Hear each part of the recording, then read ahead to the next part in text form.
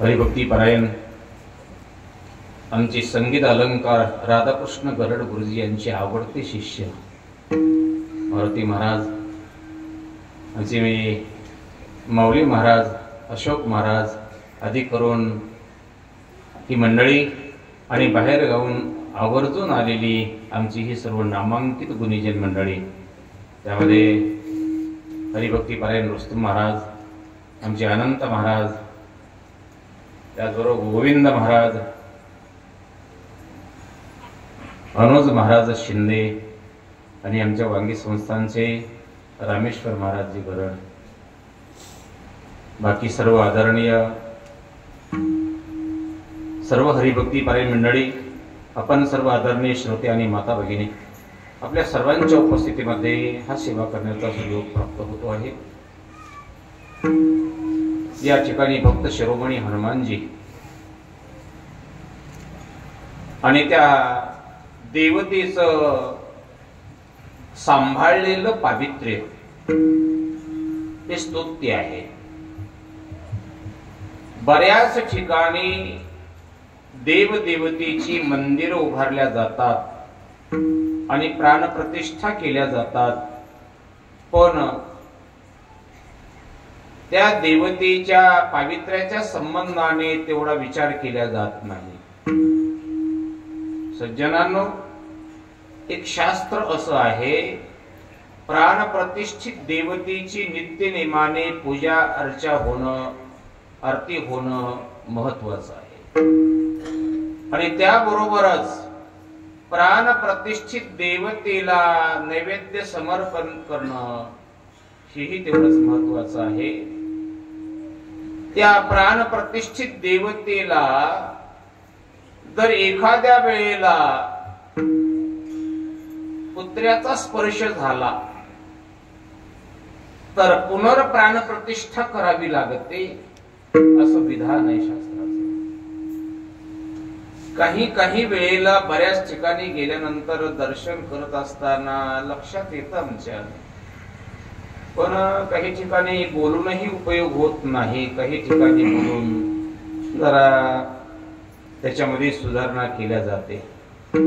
सज्जनांनो, भगवंताच्या मूर्तीची प्राणप्रतिष्ठा केली, ती संत मूर्ती असेल, भगवत मूर्ती असेल, आणि स्नान घातल्यानंतर स्नान घालत असताना देवाच्या अंगावर स्नानाचं जे पाणी आहे ते पाणी जर आपल्या पायाखाली येत असेल तर काय नसतं। इतर ठिकाणचं सांगतोय मी आपणाला, आणि म्हणून त्यांना जरा विनंती करून सांगत असतो, अरे हे जरा व्यवस्थित वाटत नाही, तर आपण सांभाळलं पाहिजे। आवर्जून सांगावं असं वाटतं की बाभळगावला जाऊन पहा, हनुमानजीची उपासना आणि ते पावित्र्य काय आहे ते। खरं सांगू, आमच्या जन्मगावी नाम उमरी या गावी हनुमानजीचं जुनं मंदिर काढून आम्ही त्या देवतेतील तेज काढून पुनर्प्राण प्रतिष्ठा केली, नवीन मंदिर उभारून, आणि त्यानंतर असा नियम घालून दिला की हनुमानजीची पूजा सोहळ्यामध्ये झाली पाहिजे, हनुमानजीची पूजा सोहळ्यामध्ये झाली पाहिजे। एक दिवसाचा प्रसंग असा आहे, माजलगावला राहणारी काही मंडळी खेड्या पाड्यामध्ये जाऊन आपल्या देवतेची उपासना कशी करावी, पावित्र्य कसं राखावं, उपासना कशा पद्धतीची असावी याची माहिती देण्यासाठी मार्गदर्शक म्हणून काही मंडळी आली होती। त्याच्यानंतर हनुमानजीच्या मंदिरामध्ये आल्यानंतर त्यांनी सांगितलं, आम्हाला इथं कार्यक्रम घ्यायचा आहे, आणि त्यांनी हार आणला होता माजलगावला येतानाच। कोण आहे होईत? ते म्हणाले, कोण आहे होईत? आमच्या हनुमानजीच्या मंदिरामध्ये 12 महिने सर्व गावातून वर्गणी करून एक व्यक्ती नेमून ठेवलेली आहे सेवेसाठी म्हणून। बसले होते आमचे सेवक, ते बोले का हो? अहो ते कुलूप उघडायचं होतं. बोले का? आम्हाला इथं कार्यक्रम घ्यायचा आहे आणि देवाला हार घालायचा आहे. ते सेवक म्हणाले कोण घालणार आहे हार? म्हणजे मी घालणार आहे. वेळ सायंकाळची आहे, हार तुम्ही घालणार नाही जमत. तुम्ही का? जर तुम्हाला आमच्या हनुमानजीला हार घालायचा असेल तर तुम्हाला पहिले स्नान करावं लागेल आणि स्नान करून सोळ नेसावं लागेल. आणि सोळ नेसून जेव्हा तुम्ही याल त्यावेळेला मी तुम्हाला कुलूप उघडून देईन. त्यांनी हातच जोडले. जो सदाचार सांगण्यासाठी आम्ही इथं आलो, इथं सांगण्याची गरज नाही, यांच्याकडून शिकून जावं. ही जी परिस्थिती आहे ना, आमच्या गावामध्ये घालून दिलेला हा सदाचार, हा नियम मी त्या गावकरी मंडळींना आपल्यापासून शिकून आलो आणि सांगितलं. कारण इथं ज्या वेळेला आम्ही तेलगावला शिकायला होतो त्यावेळेला इथूनच रस्ता होता ना, हा तेलगाव ते उमरी जाणारा. इथं पुढचं कोणतं गाव? नाकलगाव, आलापूर. आलापूरच्या नंतर मग देवळा, उमरी असा होता मार्ग पहिला. 1971 सालची गोष्ट सांगतो मी तुम्हाला. तिथे आल्यानंतर श्रद्धा असायची, तसं गाडी सोडायची बाजूला आणि यायचं, पाणी कुठतरी बघायचं. इथं पाणी होतं कुठतरी आहे ना, हा. आणि दर्शन करण्यासाठी जायचं. तिथं बसलेली असायची. बाबा आम्हाला मध्ये जाऊन जरा दर्शन घेऊ द्या, पोरा जमत नाही इथं. का हो, स्नान करून येतो का मग? अरे हो, स्नान करायला हरकत नाही, कपडे भिजले पण दुसरे कपडे नाहीत ना. म्हणजे नाही जमत, लांबून दर्शन घे. हे लहानपणापासून बघत आलो, ते आणखी स्मरणामध्ये कायम आहे. आज सुद्धा स्मरणामध्ये कायम आहे. जवळजवळ 70-71 ला किती वर्ष झाली असतील बघा तुम्ही. 50-55 वर्ष होत आहेत. आणि म्हणून हा आपला आचार खरं स्तुत्य आहे. आणि अशा प्रकारचं पावित्र्य आपण पिढ्यानपिढी सांभाळत आहात. म्हणून श्री संत सद्गुरू नारायण बाबा संस्थांच्या वतीने आपणाला गावकरी मंडळींना कोटी कोटी धन्यवाद देतो. आणि अशाच प्रकारची उपासना सर्व समाजाकडून व्हावी अशी माझी हनुमानजीकडे प्रार्थना आहे, मागणी आहे. विठ्ठला विठ्ठला.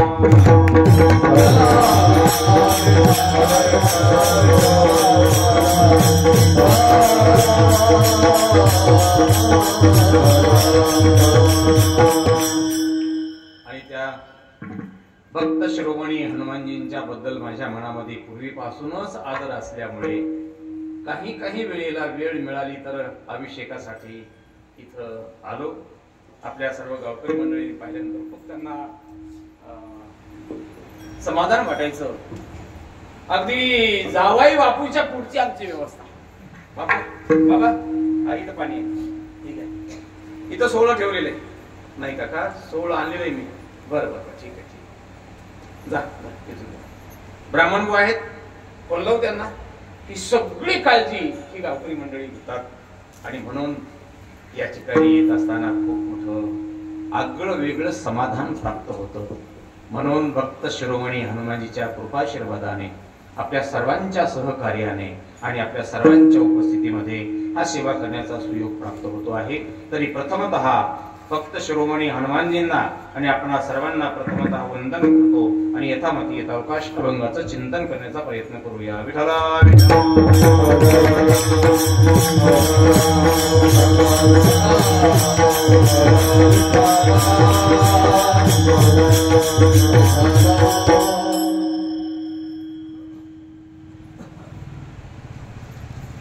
कीर्तन सेवेसाठी म्हणून जशा हरिभक्ती पारायण मंडळींच्या तारखा घेतल्या जातात कीर्तनकारांच्या, त्यासोबत नियोजन म्हणून आमच्या मारुती महाराजांनी सांगितलं की रामेश्वर महाराज आणि मनोज महाराज यांना तुमची तारीख घेतली, त्यात लगेच उत्तर क्षणाला त्यांना फोन केले होते. मी आज त्यांना म्हणालो माजलगाव येताना, मारुती महाराज, रामेश्वर महाराज संध्याकाळी जमल का? ते म्हणजे कुठं बाबा?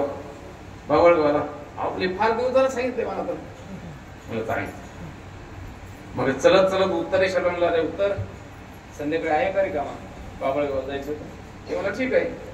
पण पुन्हा रामेश्वर महाराजांचा त्यांचा फोन झाल्यानंतर मनोज महाराज येणारे कुठले उत्तर मला रे बाबा आम्ही जरा विश्रांती घेतो, मला उद्या सकाळचा प्रवास होता लावणीचा, पण तुमच्यामुळे नाही म्हणता येणार. तिथं ते दोघं जण सांगितलेले आहेत आणि आमची मृदंग वादक. पण आमची ही पाहुणे मंडळी अचानक इथं आलेली आहे. खूप आनंद वाटतो आहे.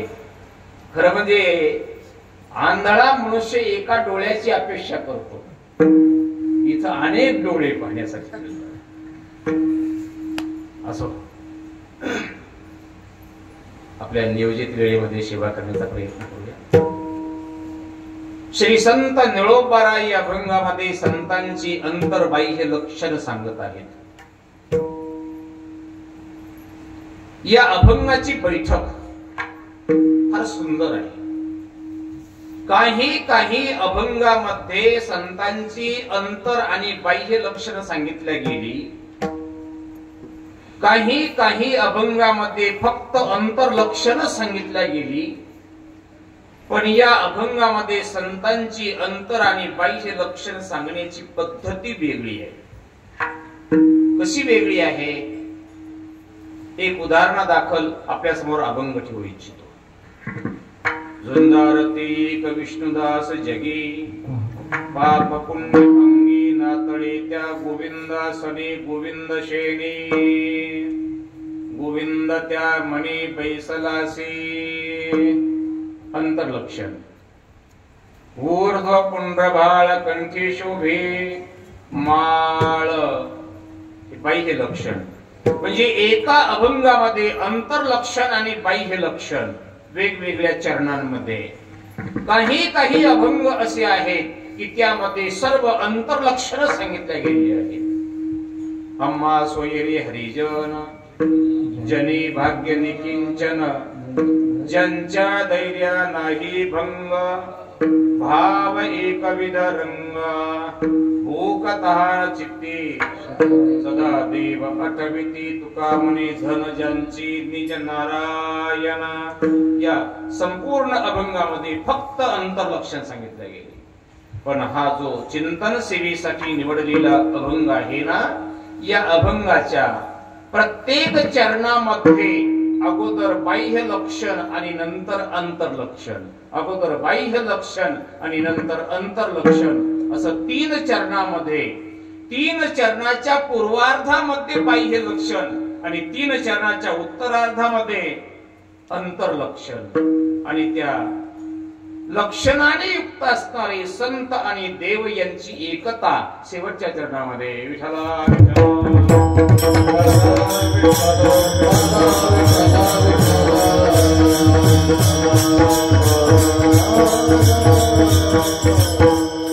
संत वाङ्मयामध्ये संत लक्षण 2 प्रकारामध्ये सांगितले गेले. एकाला बाह्य लक्षण म्हणतात आणि एकाला अंतर्लक्षण म्हणतात. बाह्य लक्षण म्हणजे काय? बाह्य लक्षण म्हणजे काय? आपल्या या स्थूल शरीरावर धारण केलेली बाह्य चिन्ह समाजाला बाहेरून दिसतात, त्याला बाह्य लक्षण म्हणतात. आणि आपल्या अंतःकरणाने जी लक्षण धारण केलेली आहेत त्याला अंतर्लक्षण म्हणतात. अंतर्लक्षणाच्या सापेक्ष बाह्य लक्षणाला तेवढं मूल्य नाही, पण तरीही ती व्यर्थ नाही. तसा विचार केला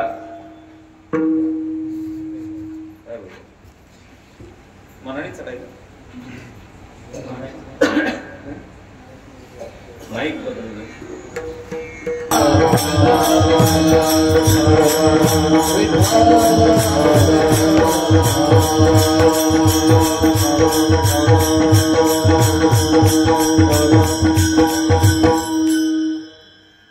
संत लक्षण 2 प्रकारामध्ये जरी सांगितल्या गेली असतील तरी अंतर्लक्षणाला जेवढं महत्व आहे तेवढं बाह्य लक्षणाला नाही. कारण ज्ञानोबा यांच्या वचनाप्रमाणे एखाद्या व्यक्तीला भूक लागल्यानंतर त्या व्यक्तीच्या पोटावर जर अन्नाचा लेप दिला, भूक भागते. उपवासी अन्न लिंपिली. भूक लागल्यानंतर पोटावर अन्नाचा लेप दिल्याने भूक भागत नाही. त्याप्रमाणे केवळ गळ्यामध्ये माळा घालून आणि कपाळाला गंध लावून उद्धार होत नाही. विठ्ठला विठ्ठला.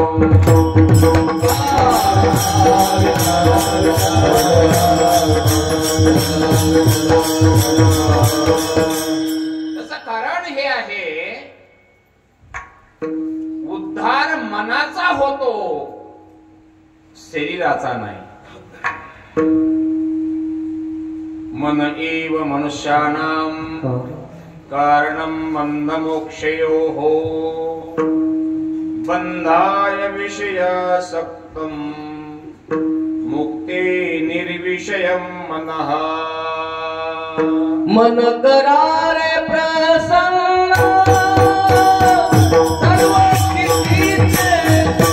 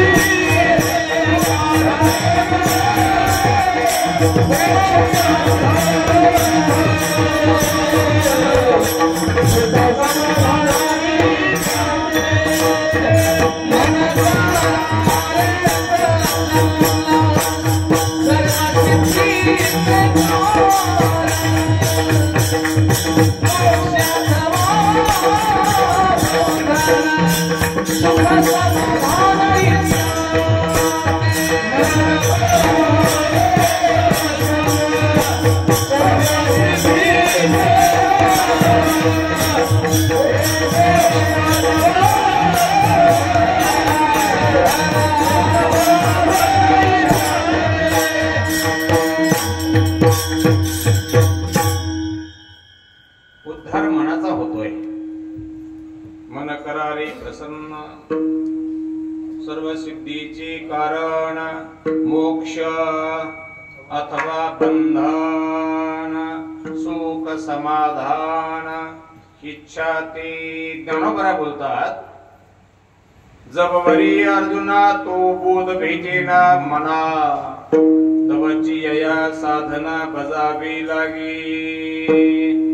म्हणजेच उद्धार मनाचा होतोय आणि म्हणून ती लक्षण मनाने धारण केलेली महत्वाची असतात. पण बाह्य लक्षणाला सुद्धा काही महत्व आहे, व्यर्थ नाही.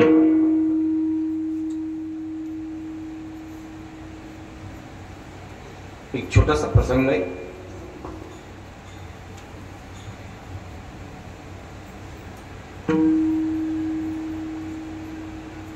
एका गावामध्ये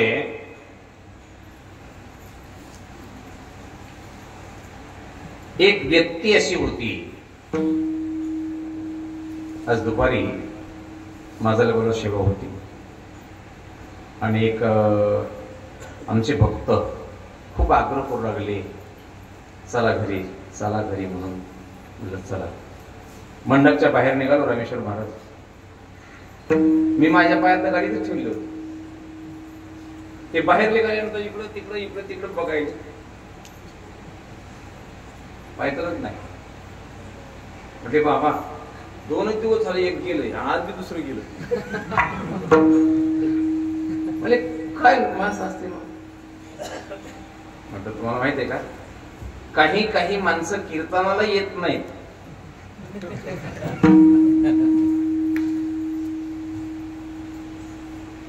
ते बुट चपला हे असं. चला, असे चोरी करणारा माणूस, चोरी कोण कशाची करेन सांगता येत नाही. तुम्ही जरा चष्मा घालून पाहत जा, म्हणजे तुम्ही असं म्हणाल की चष्मा लागला नाही. चष्मा घालून पाहत जा, आपलं लक्ष नसतं एवढ्या बारीक सारीक गोष्टी करत. आमच्या माता भगिनी डोकं विंचरल्यानंतर ते 4-2 केस पडतात ना, ते केस जमा करून कुठंतरी एखाद्या कोनाड्यात ते ठेवून देतात. आणि या रानामध्ये गेल्या का काही माणसं ते कोनाडे तोडतात.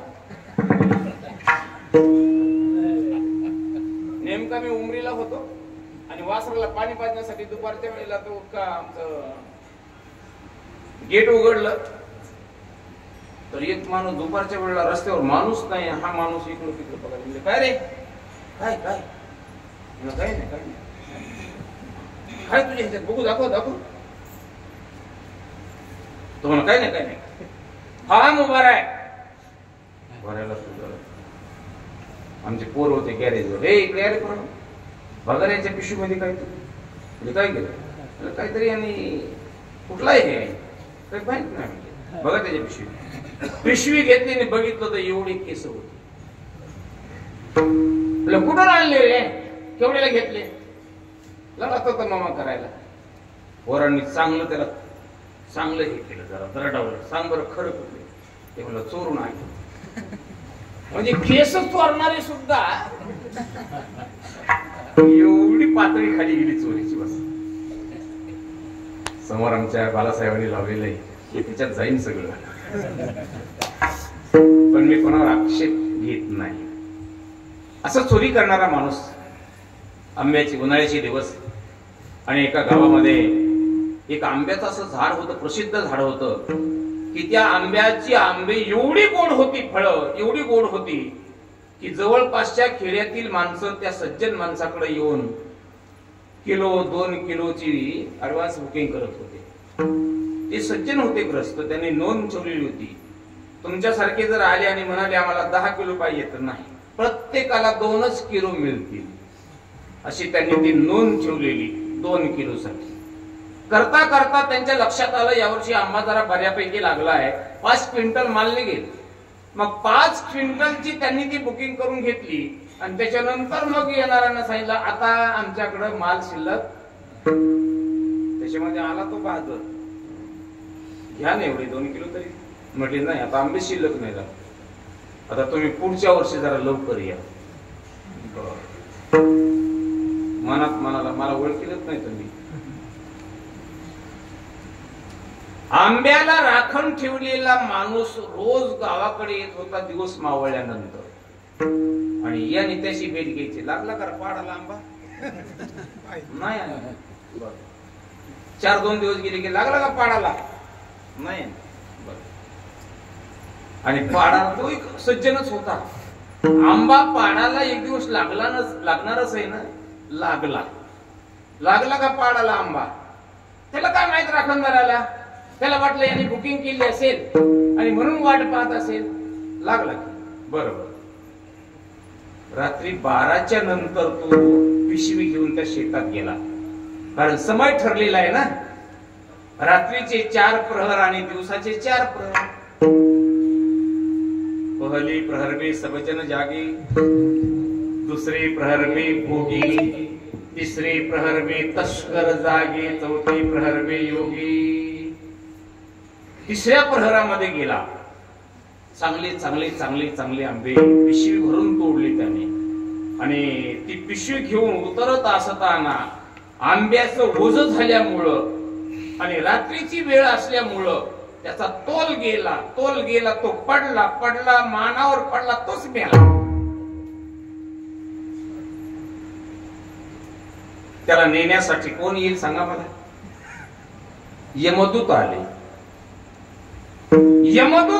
उत्तर क्षणी विष्णुदूत आले आणि यमदूत विष्णुदूतांना म्हणू लागले कोणीकडे आलात, काय कीर्तनाचा कार्यक्रम होता कुठं. नाही मग ते गिऱ्हाईक आमचं म्हणून आलो. यमदूत म्हणतात हे गिऱ्हाईक अरे आमचं आहे, तुमचं नाही.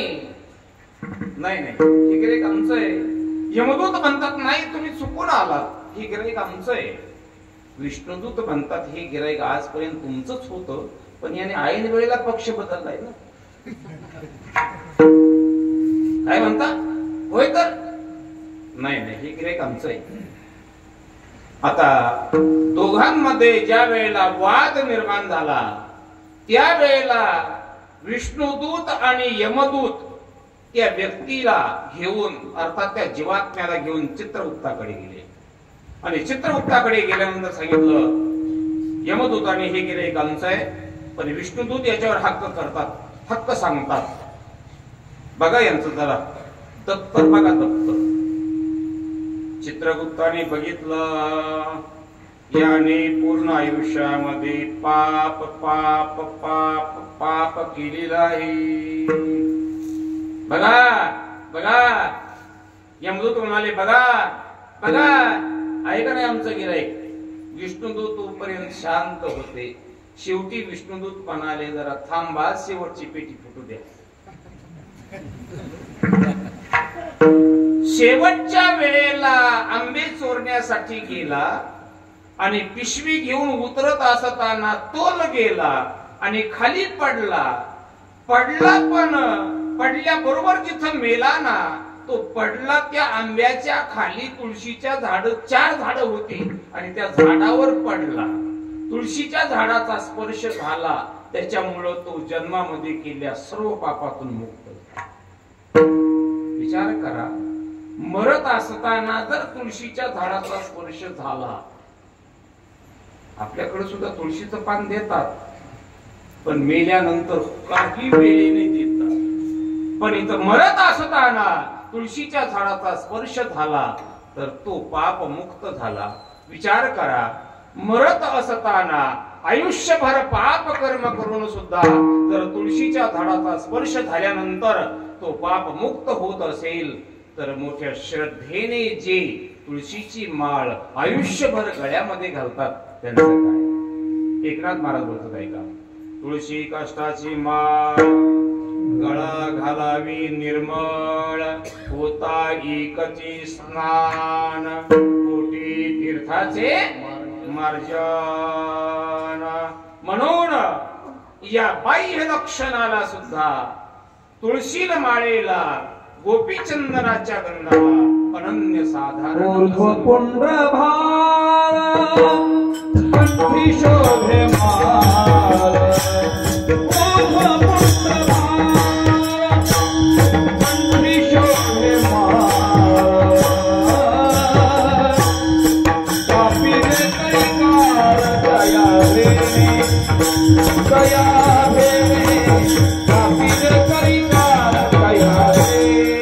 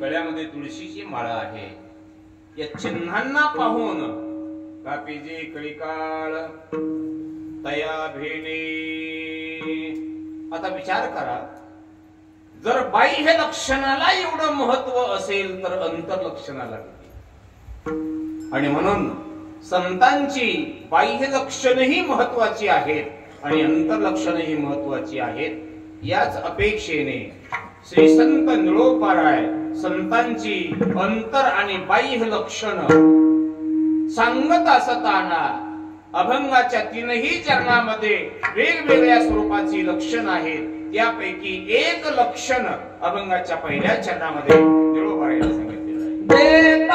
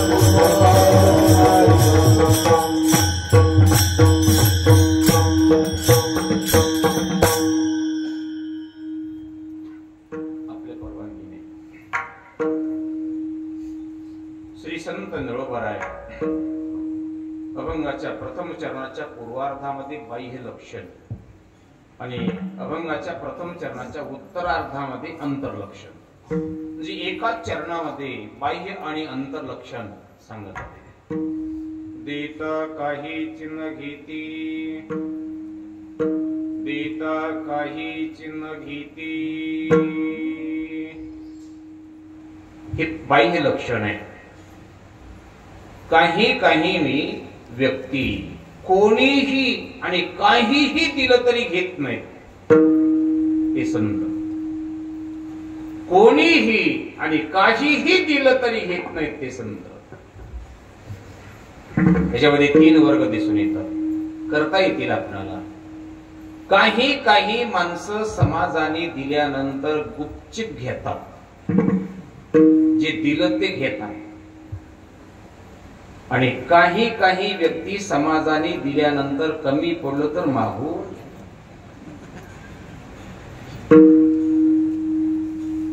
पण पहिली व्यक्ती आहे काहीच घेत नाही. देता काही चिन्ह घेती, कोणीही आणि काहीही देऊ द्या, न घेणे हा ज्यांचा बाणा आहे. छोटस उदाहरण आहे, आपल्या प्रत्यक्ष घडलेलं आहे. स्वानंद सुखनिवासी प्रातस्मरणीय सद्गुरु जोग महाराज ज्ञानोबरायांच्या समोर अनुष्ठान करत आहेत. आईच्या आज्ञेमुळे अनुष्ठान करत आहेत. अनुष्ठान करण्याचं कारण हे घडलं की जोग महाराज त्या कालामध्ये, म्हणजे आज वारकरी शिक्षण संस्थेला 105-6 वर्ष झाले, 100 वर्ष लुटून गेले. त्यांचा पूर्वकाल असा होता, ते पैलवान होते, पैलवान वस्ताद होते. त्या कालामध्ये त्यांना हिंद केसरी ही पदवी मिळाली होती. भारत देशामध्ये त्यांना कुस्तीमध्ये जोड नव्हता. एक दिवस लढिवाळपणाने आपल्या आईला म्हणाले, अगं आई, मला आता भारत देशात जोड राहिला नाही कुस्ती करण्यासाठी. आई विचारवंत होत्या, म्हणाल्या, विष्णू, त्यांचं नाव विष्णू, विष्णू खरं असेल, पण आणखी एका सोबत तुला कुस्ती खेळायची आहे. एक पैलवान आहे आणि त्या पैलवानासोबत तू कुस्ती खेळून जर त्या पैलवानाला जिंकलंस ना, तर मग खऱ्या अर्थाने माझी कुस धन्य झाली असे मी म्हणाले. विष्णू वस्ताद बोलतात, आमचे जोग महाराजांचं नाव आहे विष्णू वस्ताद. वस्ताद बोलतात, अगं आई, कोण तो पैलवान? अरे काळ, जगावर ज्याची सत्ता आहे तो काळ. काळाबरोबर कुस्ती करायची म्हणजे मला काही कळलं ना बघ. आईने सांगितलं, अरे काळाने सुद्धा येऊन हात जोडावेत, ही शक्ती संतांकडून मिळते. असं मग मी काय केलं पाहिजे? चालन दिला, ज्ञानोबांच्या दरबारामध्ये अनुष्ठान कर आणि ज्ञानोबांचा अनुग्रह प्राप्त करून घे.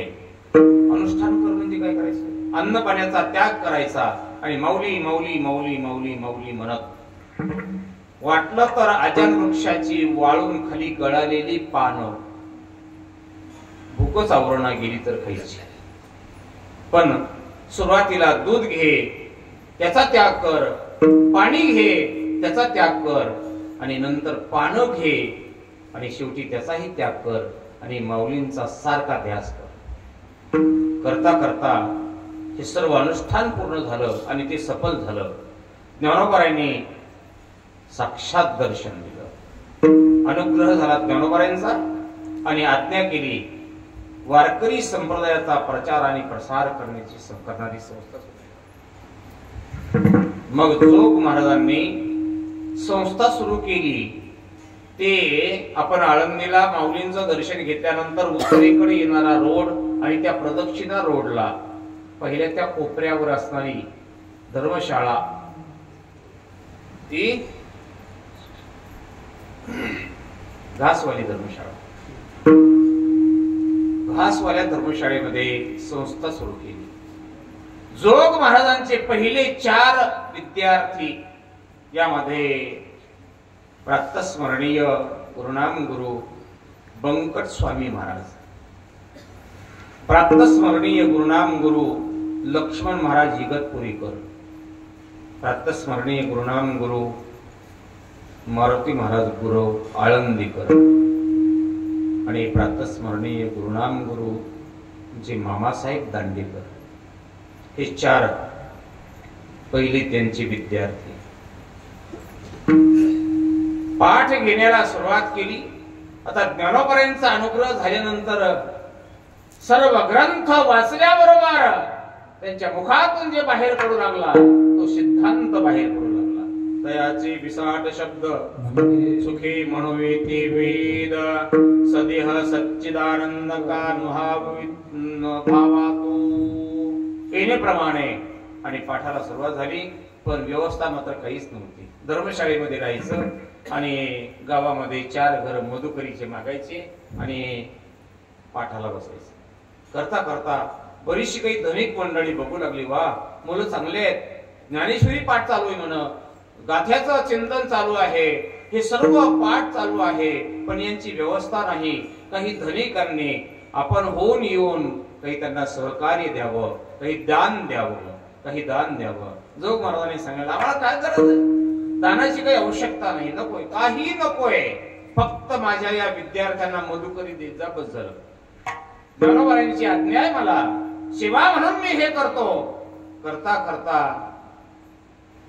ही बातमी वाऱ्यासारखी पसरली आणि एक श्रीमंत उदार सावकार, श्रीमंत उदार सावकार, शब्द जरा जड वाटेल. श्रीमंत असतात काही काही माणसं पण सावकार नसतात. श्रीमंत असतात पण सावकार नसतात. काही श्रीमंत असतात सावकार असतात पण उदार नसतात. म्हणून म्हणालो श्रीमंत उदार सावकार. त्यांच्या कानावर शब्द गेले, ही बातमी गेली. आणि ते त्या कालामध्ये, जी 100 वर्षाच्या पूर्वीचा काल सांगतो मी तुम्हाला, त्या कालामध्ये 10,000 रुपये घेऊन जोग महाराजांकडे आले. 10,000 रुपये म्हणजे त्यावेळेला खूप मोठं असं गाठोडं झालं असेल. बांधलं, उपरण्यामध्ये आणलं आणि महाराजांच्या समोर ठेवलं आणि हात जोडले. महाराज, हे 10,000 रुपये आहेत आणि आपल्या संस्थेसाठी म्हणून देणगी देत आहे, याचा स्वीकार करा. जोग महाराज बसलेले होते, सावकार उभे होते. 10,000चं गाठोडं समोर ठेवलेलं होतं. पण त्या सावकाराकडे नजर टाकली जोग महाराजांनी. सावकार त्या गाठोड्याकडे बघत होते, महाराजांच्या चेहऱ्याकडे बघत होते, गाठोड्याकडे बघत होते, महाराजांच्या चेहऱ्याकडे बघत होते. महाराजांच्या लक्षात आलं सावकाराने 10,000 रुपये दिलेत, पण दिलेला त्यांना थोडा अभिमान दिसतो. माझ्या चेहऱ्याकडे पाहतात आणि माझ्याकडून वा म्हणण्याची वाट पाहतात,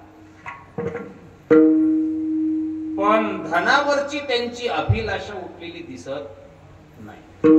जोग महाराज काही वेळ थांबले आणि सांगितलं, सावकार बोला महाराज, ते पैसे उचला. का बरं? लागत नाही पैसे. अहो मी होऊन दिलेत. होय मान्य आहे, पण लागत नाहीत मला पैसे. घ्या, उचला, घेऊन जा. का असं म्हणता हो महाराज? अहो घ्या म्हणतो तर. आता जोग महाराज वस्तात असल्यामुळं सावकारला वाटलं एखादा शब्द आपल्याकडून गेला तर. गुपचूप सावकाराने ते गाठोडं उचललं आणि 2 पाऊल माग सरकले. आणि सावकाराच्या मनात आलं जोग महाराजांना जाता जाता 2 शब्द बोलूनच जावेत, काय व्हायचं असेल ते होईल. आणि सावकार म्हणाले, महाराज जरा लक्ष करा. काय?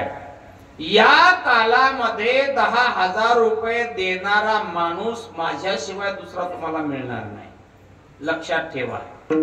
या कालात 10,000 रुपये दान देणारा माणूस माझ्याशिवाय दुसरा कोणी मिळणार नाही. लक्षात ठेवा. जोग महाराज बसलेले होते ते उठून उभे राहिले. आणखी 2 पाऊल मागे सरकला. त्याला वाटलं तर काय प्रकरण होतं, कोण जाणे. जोग महाराज म्हणाले, सावकार बोला महाराज. खरं बोललात, खरं बोललात. खरंय हे तुम्ही बोलता, हे खरंय. 10,000 रुपये या कालामध्ये देणारा माणूस मला तुमच्याशिवाय दुसरा कोणी भेटला नाही. खरं आहे हे. पण एक लक्षात करा, लक्षात ठेवा. 10,000 रुपये दिल्यानंतर, 10,000 रुपये दान दिल्यानंतर न घेणारा बुवा सुद्धा माझ्याशिवाय दुसरा कोणी भेटणार नाही. लक्षात ठेवा. सावकार जरा गार झाले. लोटांगण घातलं. महाराज माफ करा, आमचे निरोपार आहे. याच महात्म्यांचं आपल्या समोर उदाहरण म्हणून घेतात की देता काहीच न घेती, दिल्यानंतर सुद्धा जे काहीच घेत नाहीत. कारण काय बरं? संत उदासीन चित्ती. जे घेतात ते आसक्त असतात आणि जे घेत नाहीत ते उदास असतात. विठ्ठला विठ्ठला.